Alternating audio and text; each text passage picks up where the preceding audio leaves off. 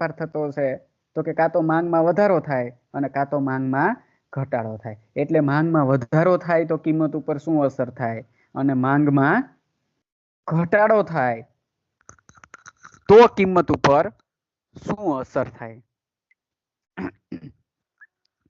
હવે આમ તો તમને ખ્યાલ જ છે, આપણે હમણાં અનુસૂચિમાં જોઈ ગયા કે માંગ વધે તો કિંમત ઉપર શું અસર થાય અને માંગ ઘટે તો કિંમત ઉપર શું અસર થાય એ આપણે અનુસૂચિ અને આકૃતિ બંનેમાં જોઈ ગયા.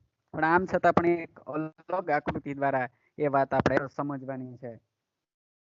માંગમાં બે પ્રકાર, એકવાર ફરીથી માંગમાં બે પ્રકારનો ફેરફાર થાય છે, કાં તો માંગમાં વધારો થાય છે કાં તો માંગમાં ઘટાડો થાય છે.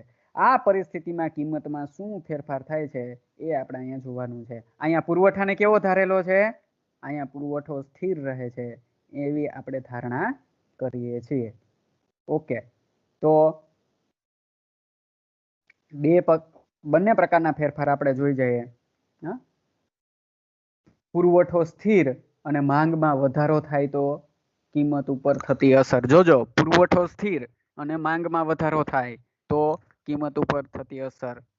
તો એની ચર્ચા આપણે આકૃતિનું વિશ્લેષણ કરીને કરવાની છે. આની પહેલા આપણે આકૃતિ જોઈ હતી એનાથી થોડીક જુદી આકૃતિ. અહીંયા DD1 n બિંદુ હશે ને એ મૂળ બિંદુ હશે. ધ્યાન રાખજો, n બિંદુ હશે એ મૂળ બિંદુ હશે. જો માંગમાં વધારો થતો હશે અથવા તો અહીંયા DD1 રેખા હશે, મૂળ રેખા હશે.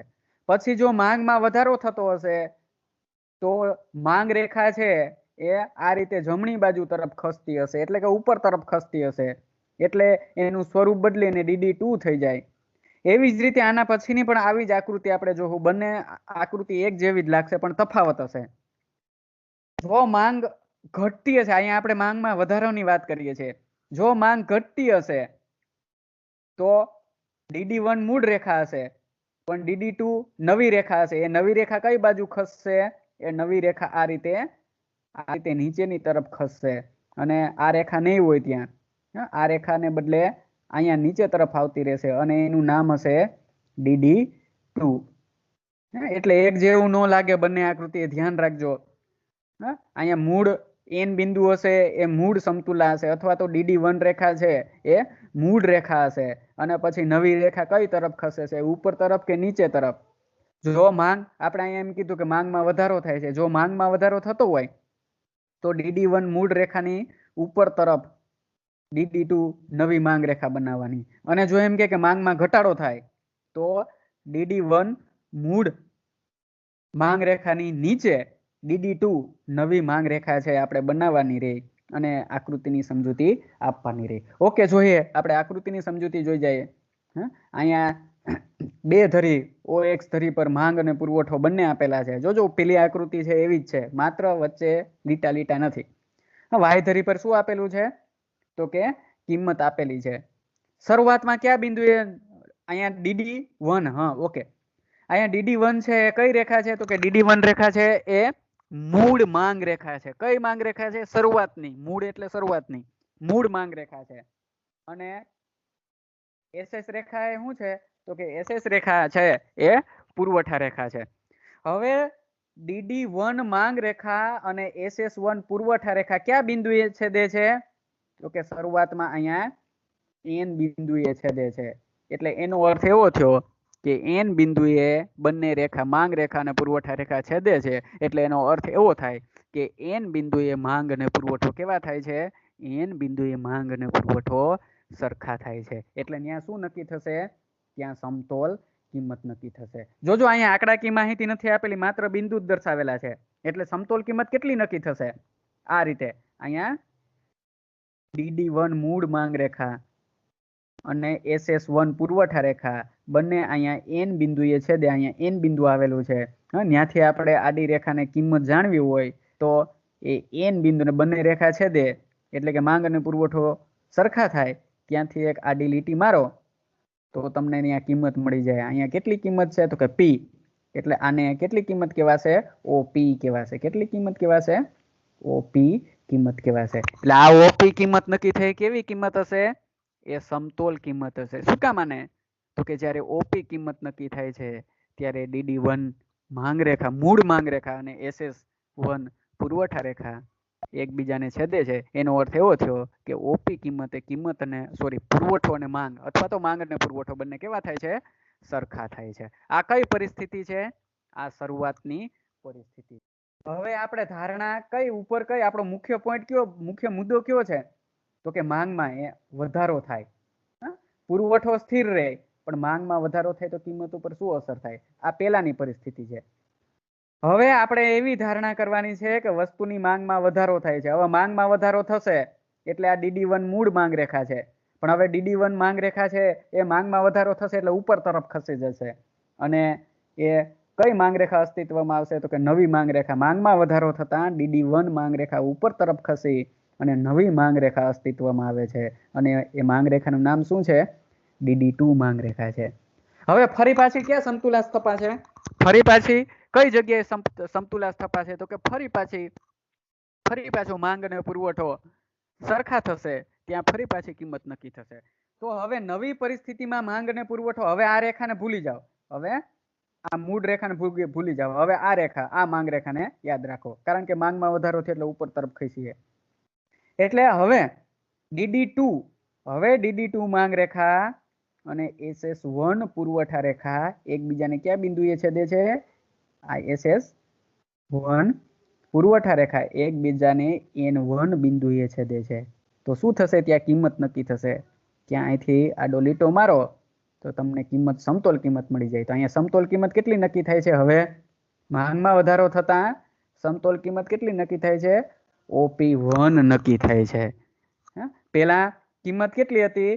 તો કે પેલા કિંમત માત્ર OP હતી એટલે કે અહીંથી અહીંયા સુધી કિંમત હતી. હવે માંગમાં વધારો થતા અહીંથી અહીંયા સુધી કિંમત થઈ, OP1 થઈ ગઈ. એનો અર્થ એવો થયો કે જ્યારે પુરવઠો સ્થિર રહે અને માંગમાં વધારો થાય છે ત્યારે વસ્તુની કિંમતમાં પણ શું થાય છે? ત્યારે વસ્તુની કિંમતમાં પણ વધારો થાય છે. બસ એટલું જ શીખવાનું તમારે. શોર્ટકટમાં એકદમ યાદ રાખવું હોય તો પુરવઠો સ્થિર હોય અને માંગમાં વધારો થાય ત્યારે કિંમતમાં પણ વધારો થાય છે અને પુરવઠો સ્થિર હોય અને માંગમાં ઘટાડો થાય તો કિંમતમાં પણ શું થશે? કિંમતમાં પણ ઘટાડો થશે. ઓકે, મેં આકૃતિની ઓલરેડી સમજૂતી આપી જ દીધી. આમ છતાં પણ અહીંયા આકૃતિની સમજૂતી બાજુમાં આપેલી છે. આકૃતિમાં DD1 માંગ રેખા અને SS1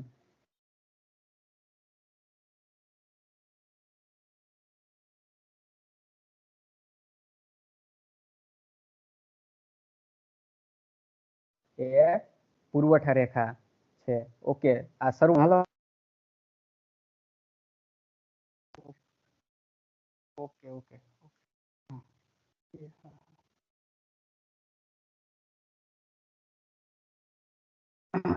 ઓકે, અવાજ આવે છે? હાલો, જવાબ આપો કોઈ એક જણો. હા સર. ઓકે, એટલે આકૃતિમાં સમજૂતી પણ મેં તમને એકદમ સમજાવી દીધી. આકૃતિ પણ બાજુમાં સમજૂતી આપેલી છે. માઇક્રોફોન ઓફ કર્યો હોય ઓન કરી દો એકવાર ફરીથી. DD1 છે એ માંગ રેખા છે, એ SS1 છે એ પુરવઠા રેખા છે. એ શરૂઆતમાં બંને N બિંદુએ, અહીંયા આપણે જોઈ ગયા, N બિંદુએ છેદે છે, એકબીજાને છેદે છે. આથી N બિંદુએ કિંમત એટલે કે અહીંયા માંગ અને પુરવઠો સરખા થાય એટલે અહીંયા OP જેટલી કિંમત નક્કી થાય છે. પરંતુ ત્યાર પછી શું થાય? આપણે અહીંયા મુખ્ય મુદ્દો છે માંગમાં વધારો થાય. પરંતુ ત્યાર પછી માંગમાં વધારો થાય છે, પરિણામે માંગ રેખા જમણી બાજુએ ખસે છે એટલે કે ઉપર તરફ ખસે છે, પણ પુરવઠો સ્થિર રહે છે એટલે નવી માંગ રેખા અસ્તિત્વમાં આવે છે. આથી હવે નવી માંગ રેખા DD2 અહીંયા જોઈ શકીએ આપણે. આ નવી માંગ રેખા DD2 અસ્તિત્વમાં આવે છે. આ DD2 માંગ રેખા અને SS1 પુરવઠા રેખા એકબીજાને કયા બિંદુએ છેદે છે? અહીંયા N1 બિંદુએ છેદે છે. અને કેટલી કિંમત નક્કી થાય છે? તો કે OP1 જેટલી. અહીંયા જોઈ શકો, OP1 જેટલી કિંમત છે એ નક્કી થાય છે. એટલે શું થયું? માંગ વધી તો કિંમત OP થી વધીને OP1 થઈ ગઈ. એનો અર્થ એવો થયો કે એના પરથી આપણે કહી શકીએ, આ પરથી આપણે કહી શકીએ કે પુરવઠો સ્થિર રહે અને માંગ વધે તો કિંમતમાં પણ વધારો થાય છે. અહીં કિંમતમાં કેટલો વધારો થયો?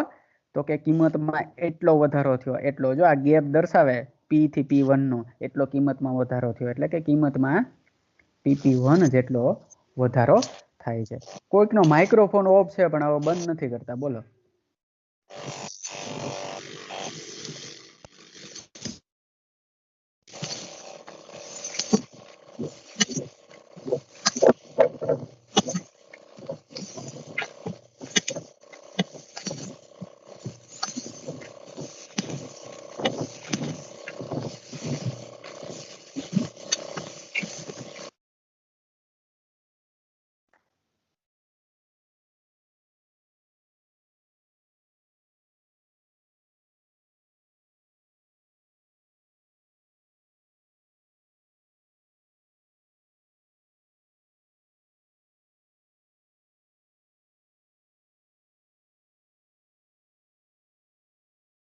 ઓકે,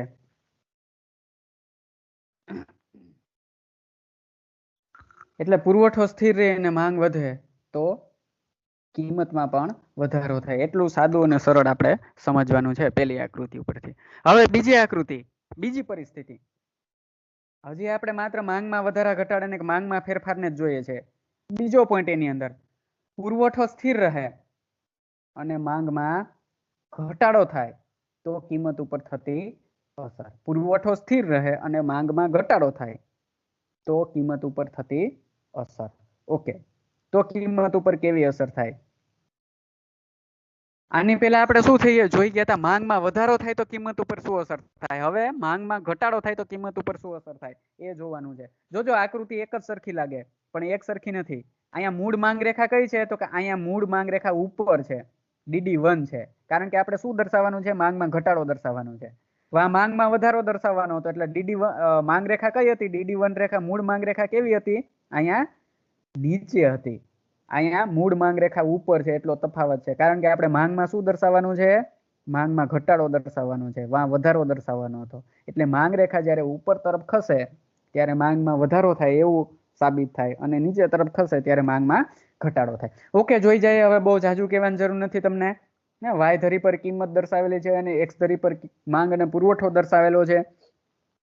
અહીંયા મૂળ માંગ રેખા કઈ છે? તો કે અહીંયા પણ મૂળ માંગ રેખા છે એ DD1 છે. છે આની પેલાની આકૃતિમાં નીચે આવેલી હતી. જોજો બે આકૃતિ એક સરખી નથી. અહીંયા DD1 ક્યાં છે? જો અહીંયા પેલી આકૃતિમાં નીચે છે. હવે પછીની આકૃતિ જોવો એમાં મૂળ માંગ રેખા ઉપર છે. શું કામ છે? તો કે આપણે માંગમાં ઘટાડો દર્શાવવાનો છે એટલા માટે. એટલે અહીંયા DD1 માંગ રેખા એ મૂળ માંગ રેખા છે. એ DD1 મૂળ માંગ રેખા. જોજો આકૃતિની સમજૂતી, બધી જ આકૃતિની સમજૂતી એક જ સરખી છે. એક સમજાય જાય એટલે બધું સમજાય જાય. એટલે DD1 મૂળ માંગ રેખા અને SS1 પુરવઠા રેખા ક્યાં એકબીજાને છેદે છે? તો કે N બિંદુએ એકબીજાને છેદે છે. એટલે એનો અર્થ એવો કે N બિંદુએ માંગ અને પુરવઠો સરખા થાય છે એટલે N બિંદુએ સમતોલ કિંમત નક્કી થાય છે. કેટલી સમતોલ કિંમત નક્કી થાય છે N બિંદુએ? એટલે N બિંદુએ OP જેટલી સમતોલ કિંમત નક્કી થાય છે. આ પેલી પરિસ્થિતિ છે. હવે શું થાય છે? આપણો મુખ્ય મુદ્દો શું છે? અહીંયા જો માંગમાં ઘટાડો થાય તો હવે ધારો કે માંગમાં ઘટાડો થાય તો જો માંગમાં ઘટાડો થશે તો મૂળ માંગ રેખાની નીચે DD1 મૂળ માંગ રેખાની નીચે નવી માંગ રેખા DD2 અસ્તિત્વમાં આવે છે. જો માંગમાં વધારો, આપણે આની પહેલાની આકૃતિમાં એવું જોઈએ કે માંગમાં વધારો થાય તો DD1 મૂળ માંગ રેખાની ઉપર આ રીતે DD2 નવી માંગ રેખા અસ્તિત્વમાં આવતી હતી. પણ અહીંયા તો આપણે કિંમતમાં વધારો જોવાનો નથી. શું જોવાનું છે? કિંમતમાં ઘટાડો જોવાનું છે. એટલે હવે ધારો કે કિંમતમાં ઘટાડો થાય છે એટલે નવી માંગ રેખા DD2 અસ્તિત્વમાં આવે છે. એટલે નવી માંગ રેખા DD2 અને SS1 પુરવઠા રેખા એકબીજાને ક્યાં છેદે છે? તો કે DD1 નવી માંગ, DD2 નવી માંગ રેખા અને SS1 પુરવઠા રેખા એકબીજાને N1 બિંદુએ છેદે છે. એટલે કે N1 બિંદુએ માંગ અને પુરવઠો સરખા થાય છે એટલે N1 બિંદુએ સમતોલ કિંમત નક્કી થાય છે. એ કેટલી સમતોલ કિંમત નક્કી થાય છે? તો કે N1 બિંદુએ OP1 કેટલી? OP1 જેટલી સમતોલ કિંમત નક્કી થાય છે. પેલા કિંમત કેટલી હતી? તો કે પેલા કિંમત છે એ OP જેટલી હતી. અત્યારે હવે માંગમાં ઘટાડો થતા કિંમત પણ શું થયું? કિંમત પણ ઘટીને OP1 થઈ ગઈ. ભલે આપણે એને OP1 કહેતા હોય પણ કિંમત ખરેખર ઘટી. શું કામ? આને કિંમત ઓછી થઈ એવું કહેવાશે. શું કામ? તો કે અહીંયા P ઉપર છે અને P1 નીચે છે એટલે એનો અર્થ એવો થયો કે કિંમત ઘટી. એટલે અહીંયા માંગમાં વધારો થતા કિંમતમાં કેટલો ઘટાડો થાય છે? તો કે અહીંયા માંગમાં વધારો થતા કિંમતમાં આટલો ઘટાડો થાય છે. આટલો એટલે કે PP1 કિંમતમાં PP1 જેટલો ઘટાડો થાય. એટલે આના ઉપરથી આપણે એમ કહી શકીએ કે જો પુરવઠો સ્થિર હોય અને માંગમાં ઘટાડો થાય તો કિંમતમાં પણ ઘટાડો થાય છે. ઓકે, આ જ વસ્તુની સમજૂતી મેં તમને જે સમજાવ્યું એ જ સમજૂતી આકૃતિની બાજુમાં આપેલી છે. આકૃતિમાં DD1 એ આકૃતિમાં માંગ રેખા છે એ DD1 છે, એટલે કે અહીંયા DD1 છે એ માંગ રેખા છે અને પુરવઠા રેખા કઈ છે તો કે પુરવઠા રેખા SS1 છે. આ SS1 પુરવઠા રેખા છે. શરૂઆતમાં કયા બિંદુએ એકબીજાને છેદે છે તો કે શરૂઆતમાં N બિંદુએ એકબીજાને છેદે છે. આથી કિંમત કેટલી નક્કી થાય છે? N બિંદુએ અહીંયા આપેલું જ છે P બિંદુ, એટલે OP જેટલી છેદે છે. આથી OP જેટલી કિંમત નક્કી થાય છે. પરંતુ ત્યાર પછી શું થાય છે? આ પહેલી પરિસ્થિતિ. પરંતુ ત્યાર પછી માંગમાં ઘટાડો થાય છે. આથી માંગ રેખા ડાબી બાજુએ ખસે છે અથવા તો નીચે તરફ ખસે છે અને પુરવઠો તો સ્થિર જ રહે છે. આથી શું થાય છે? આથી નવી માંગ રેખા DD2, આ DD2 નવી માંગ રેખા DD2 અસ્તિત્વમાં આવે છે. અને આ નવી માંગ રેખા DD2 નવી માંગ રેખા DD2 અને પુરવઠા રેખા SS, આ SS એકબીજાને ક્યાં છેદે છે તો કે એકબીજાને N બિંદુએ છેદે છે. આથી કિંમત કેટલી નક્કી થાય છે તો કે N બિંદુએ સમતોલ કિંમત નક્કી થશે. અહીંથી તમે જોઈ શકો OP1 જેટલી કિંમત નક્કી થાય છે. તો અહીંયા આપણે જોઈ શકીએ કે કિંમતમાં કેટલો ઘટાડો થયો? માંગ ઘટતા કિંમતમાં PP1 જેટલો ઘટાડો થયો. એટલે આ પરથી કહી શકાય કે પુરવઠો સ્થિર રહે અને માંગ ઘટે તો કિંમતમાં ઘટાડો થાય છે. અહીંયા કિંમતમાં PP1 જેટલો શું થયેલું જોવા મળે છે? ઘટાડો થયેલો જોવા મળે છે. ઓકે,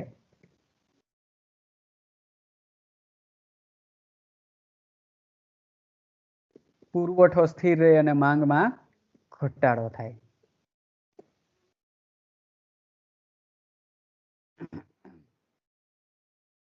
ઓકે, ત્યાંથી આગળ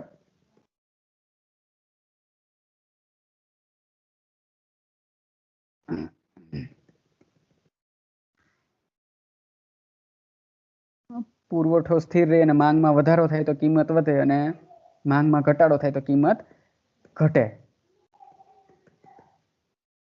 ઓકે, માંગ અને પુરવઠામાં એકી સાથે વધારો ઘટાડો અને કિંમત નિર્ધારણ. ઓકે, વચ્ચે કંઈક હું ભૂલી ગયો એવું લાગે. વચ્ચે જે વસ્તુ ભૂલી ગયો એ આપણે આપણી રીતે આકૃતિ દોરી અને સમજીએ. વચ્ચે બે વસ્તુ ભૂલી ગયો, બે આકૃતિ છે એ હું મૂકતા ભૂલી ગયો, પણ કોઈ વાંધો નહીં. એ આકૃતિ આપણે જેમ અહીંયા આપણે એમ કીધું ને, આપણો મુખ્ય પોઈન્ટ અહીંયા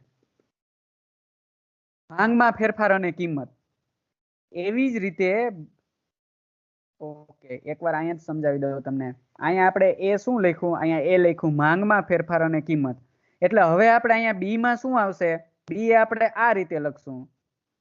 નવો મુદ્દો બી, માંગમાં ફેરફાર અને કિંમત. તો નવો મુદ્દો હવે લખશું કે પુરવઠામાં ફેરફાર. જો આ વસ્તુ હું મૂકતા ભૂલી ગયો સ્લાઇડમાં, એટલે એમને હવે તમને સમજાવી દઉં અહીંથી. હવે નવી બીજી વસ્તુ આપણે આ મૂકશું, પુરવઠામાં ફેરફાર. હવે માંગમાં ફેરફાર નહીં. જેવી રીતે માંગમાં ફેરફાર જોયો અને પુરવઠો સ્થિર રહે અને માંગમાં ફેરફાર થાય, એવી જ રીતે હવે માંગ સ્થિર રહે છે અને કેમાં ફેરફાર થાય છે? પુરવઠામાં ફેરફાર થાય છે. એટલે બી મુદ્દો આપણો આવો બનશે, પુરવઠામાં ફેરફાર, પુરવઠામાં ફેરફાર અને કિંમત. પુરવઠામાં ફેરફાર અને કિંમત, આવો આપણો બી મુદ્દો બનશે. હવે જેમ માંગમાં બે પ્રકારના ફેરફાર થાય એમ પુરવઠામાં અહીંયા જો આપણે કીધું કે માંગમાં બે પ્રકારના ફેરફાર થાય છે, તો હવે એમ પુરવઠામાં પણ કેટલા પ્રકારના ફેરફાર થતા હશે? તો કે પુરવઠામાં પણ બે પ્રકારના ફેરફાર થતા હશે. એક તો પુરવઠામાં વધારો થાય તો, અથવા તો પુરવઠામાં ઘટાડો થાય તો. આ પરિસ્થિતિમાં કિંમત પર શું ફેરફાર થશે?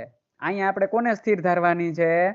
અહીંયા પુરવઠાને, આની પેલામાં આપણે પુરવઠાને સ્થિર ધાર્યો હતો, અહીંયા આપણે માંગને સ્થિર ધારવાની છે. અને પુરવઠો વધે તો શું થાય અને પુરવઠો ઘટે તો શું થાય? હવે આપણે એ વસ્તુ છે એ અહીંયા જો હું એમને તમને સમજાવી દઉં. એટલે અહીંયા પહેલી આકૃતિ આપણી આવશે.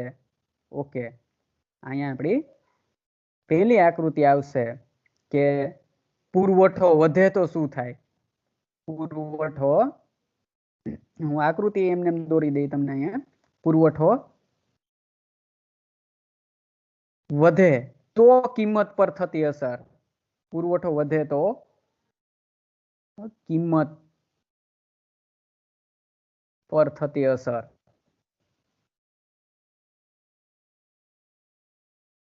જોજો આ ભૂલી ગયો હું મૂકતા, એટલે તમે યાદ રાખજો. જો કે તમને જે મટીરિયલ આપેલું છે સાહિત્ય એમાં મૂકેલું છે. અહીંયા પુરવઠો સ્થિર, પુરવઠો વધે તો કિંમત પર થતી અસર, એટલે કે અહીંયા માંગ કેવી રહે છે? અહીંયા માંગ સ્થિર રહે છે અને પુરવઠામાં વધારો થાય તો એની કિંમત પર શું અસર થાય, અથવા તો કિંમતમાં શું ફેરફાર થશે. તો ઓકે, એ વસ્તુ આપણે એક આકૃતિ દ્વારા જોઈએ અને સમજૂતી મેળવીએ. ઓકે, આ વખતે આપણી પાસે જગ્યા છે, કારણ કે કઈ તમને સમજૂતી તો લખાવેલી નથી, એટલે તમને એ વસ્તુ આકૃતિ દ્વારા સમજાવું. હા, જોજો વા માંગમાં ફેરફાર થતો હતો, એટલે માંગમાં શું થતું હતું? માંગ રેખા બદલતી હતી. આપણે આની પેલાની જે બે આકૃતિ જોઈ ગયા હતા ત્યાં માંગમાં ફેરફાર થતો હતો, એટલે માંગ રેખા બદલતી હતી. પુરવઠામાં કોઈ ફેરફાર નતો થતો, એટલે પુરવઠા રેખા કેવી હતી? એક જ હતી. અને માંગ રેખા બે હતી. વધારો થાય તો ઉપર તરફ જાય અને ઘટાડો થાય તો નીચે તરફ જાય. સેમ પ્રક્રિયા અહીંયા એ જ કરવાની છે. અહીંયા માંગ સ્થિર રહે છે, એટલે માંગ રેખા કેટલી આવશે? તો કે અહીંયા માંગ સ્થિર રહે છે, એટલે માંગ રેખા આ રીતે એક જ આવશે. આ એક જ માંગ રેખા આવશે અહીંયા, કારણ કે માંગ સ્થિર રહે છે. DD1 એ એક જ માંગ રેખા અસ્તિત્વમાં આવશે. ઓકે, હવે આપણે અહીંયા જોવાનું શું છે? પુરવઠો વધે તો, એટલે પુરવઠો વધે તો જોવાનું છે. એટલે આપણે અહીંયા બે પુરવઠા રેખા રાખવી પડે. એક મૂળ પુરવઠા રેખા અને બીજી પુરવઠામાં વધારો થાય ત્યારે નવી પુરવઠા રેખા આપણે બનાવવી પડે. ઓકે, એટલે જોઈએ આપણે અહીંયા. હવે ધારો કે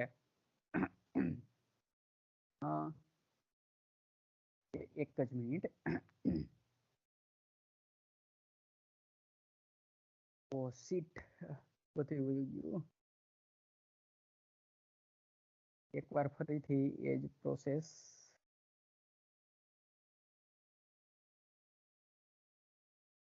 હા, આ ડીડી માંગ રેખા, આ શરૂઆતની પુરવઠા રેખા, એને આપણે શું નામ આપીએ છીએ? એને SS1 નામ આપીએ છીએ, એટલે શરૂઆતની પુરવઠા રેખા. અને અહીંયા N બિંદુ અહીંયા આ રીતે મૂકી દઈએ બિંદુ. તો અહીંયા દાખલા તરીકે આપણે શરૂઆતનું છે એટલે P બિંદુ મૂકીએ. અહીંયા O હોય, અહીંયા શું દર્શાવેલું હોય? તો કે અહીંયા ડિમાન્ડ, અહીંયા શોર્ટમાં હું લખી નાખું, અહીંયા ડિમાન્ડ એન્ડ સપ્લાય, માંગ અને પુરવઠો દર્શાવેલા હોય. આ બાજુ છે પ્રાઇસ દર્શાવેલી હોય વાય ધરી પર. અહીંયા વાય હોય, અહીંયા X હોય. હવે શરૂઆતમાં કયા બિંદુએ સમતુલા આવશે? તો કે શરૂઆતમાં DD1 માંગ રેખા અને SS1 પુરવઠા રેખા એકબીજાને અહીંયા N બિંદુએ છેદે છે, અને N બિંદુએ કેટલી કિંમત નક્કી થાય છે? OP1 જેટલી કિંમત છે એ નક્કી થાય છે. પણ ત્યાર પછી શું થાય છે? તો કે ત્યાર પછી અહીંયા માંગ સ્થિર રહે છે, પણ પુરવઠામાં વધારો થાય છે. હવે પુરવઠામાં વધારો થશે એટલે પુરવઠા રેખા કઈ બાજુ તરફ ખસશે? તો કે પુરવઠામાં વધારો થશે એટલે પુરવઠા રેખા જમણી બાજુ તરફ ખસે છે. આ રીતે પુરવઠામાં વધારો થશે એટલે પુરવઠા રેખા આ રીતે જમણી બાજુ તરફ ખસશે અને નવી પુરવઠા રેખા અસ્તિત્વમાં આવશે. નવી પુરવઠા રેખાને આપણે શું નામ આપશું? SS2 નવી પુરવઠા રેખા અસ્તિત્વમાં આવશે. અને અહીંયા કયું બિંદુ હશે? તો કે DD1 માંગ રેખા અને SS2 નવી પુરવઠા રેખા એકબીજુને અહીંયા છેદે છે, તો ત્યાં એને N1 બિંદુ નામ આપશું. અને કેટલી કિંમત નક્કી થશે?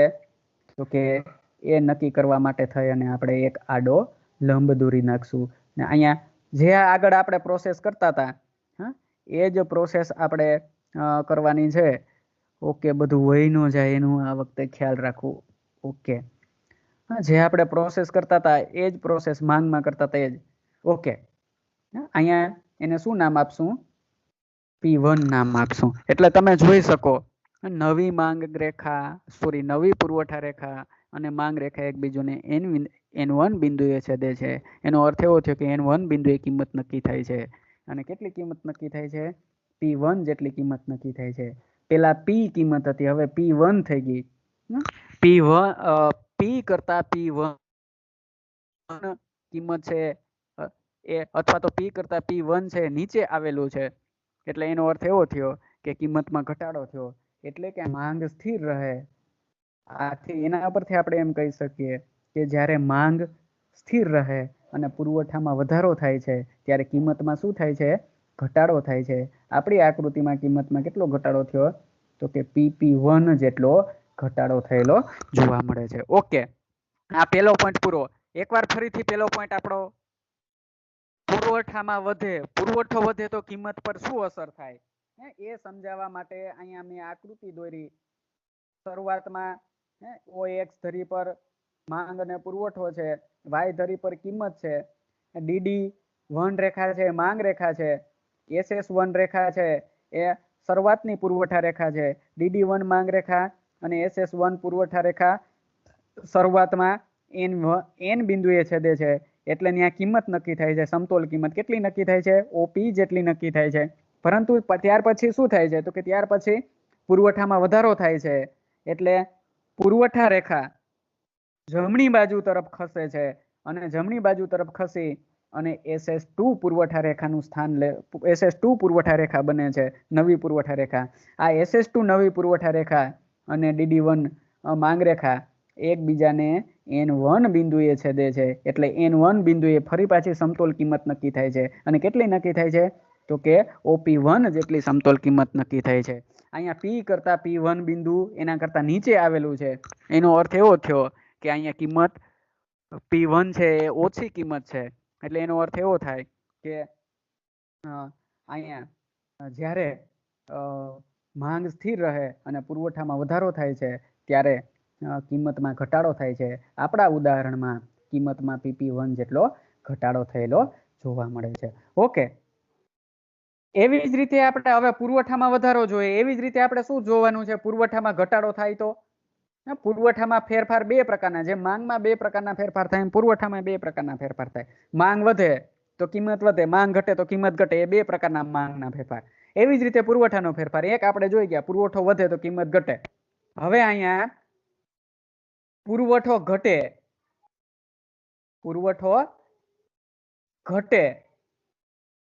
તો કિંમત પર થતી અસર, તો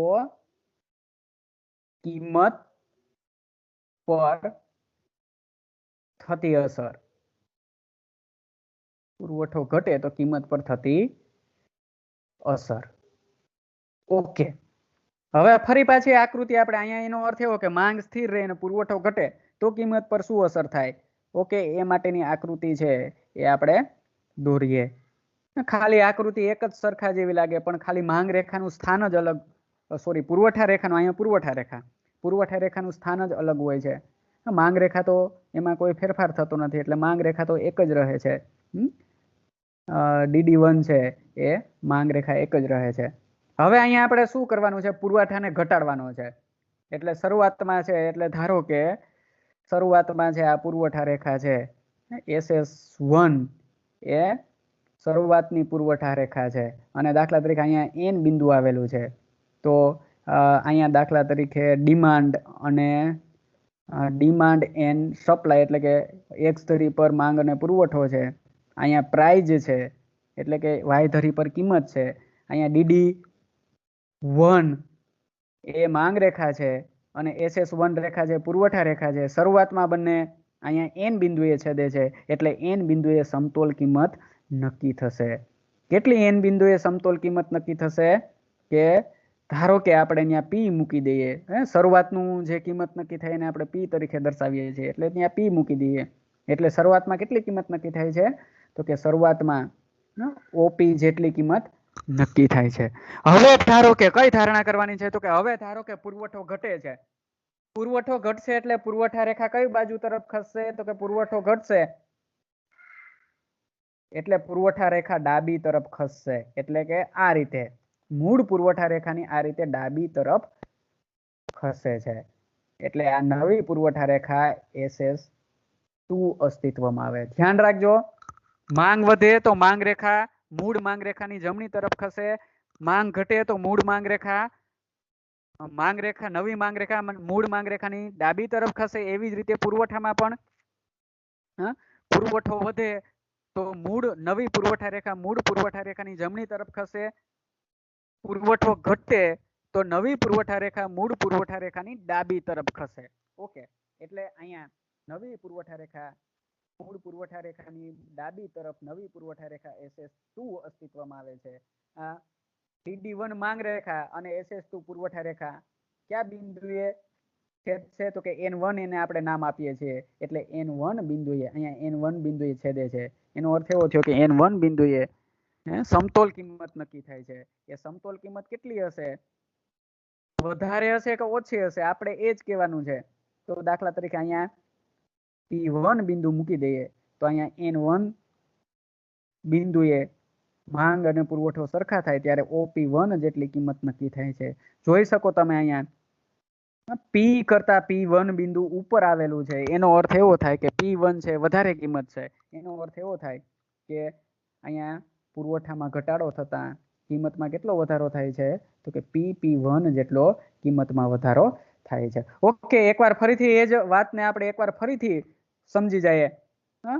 આકૃતિમાં OX ધરી પર માંગ અને પુરવઠો આપેલો છે, Y ધરી પર કિંમત આપેલી છે, DD1 છે એ માંગ રેખા છે, SS1 રેખા છે મૂળ પુરવઠા રેખા છે. આ માંગ રેખા અને પુરવઠા રેખા બંને અહીંયા N બિંદુએ એકબીજાને છેદે છે, એટલે N બિંદુએ સમતોલ કિંમત નક્કી થાય છે. કેટલી નક્કી થાય છે?